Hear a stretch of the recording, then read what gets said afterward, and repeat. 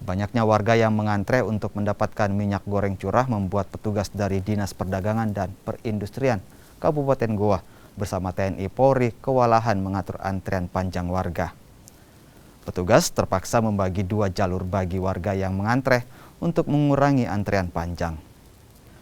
Dalam operasi minyak goreng ini, petugas telah menyiapkan 7 ton minyak goreng curah dengan harga Rp15.500 per kilogram.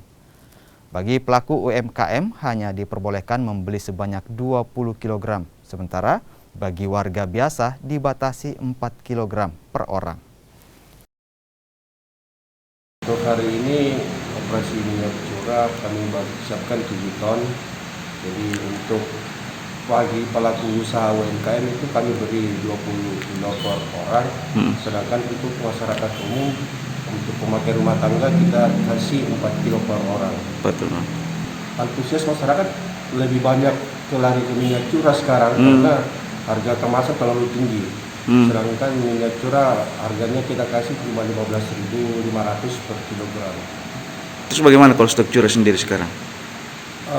Kondisi minyak curah sekarang memang juga agak kesulitan karena kita cuma diberi jatah seminggu sekali oleh distributor. Jadi memang masyarakat antusias untuk minyak curah.